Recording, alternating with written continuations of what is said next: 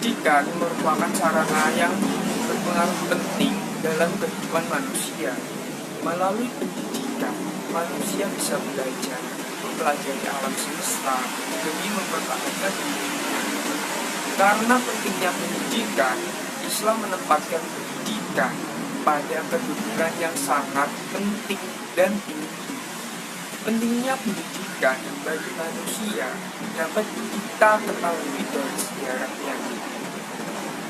Kita bisa belajar dari dinasti Abbasiyah, berlangsung dalam rentang waktu yang begitu panjang, dari tahun 750 Masehi sampai dengan 1250 Masehi.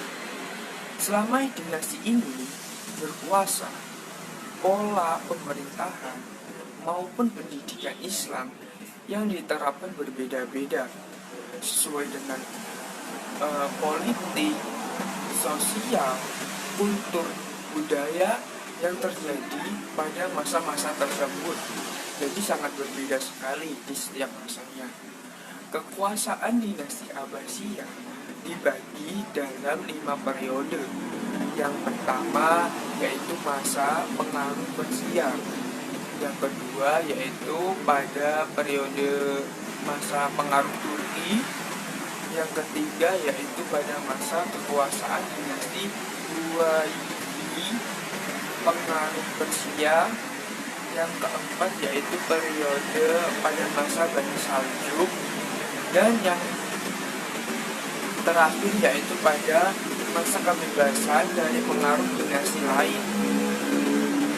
Zaman pemerintahan dinasti Abbasiyah dikenal sebagai zaman keemasan dan kejayaan Islam secara politis.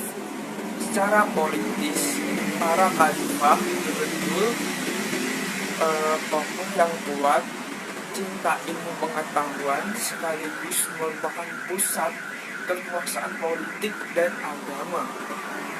Di sisi lain, kemakmuran masyarakat pada saat ini mencapai tingkat tertinggi pada masanya.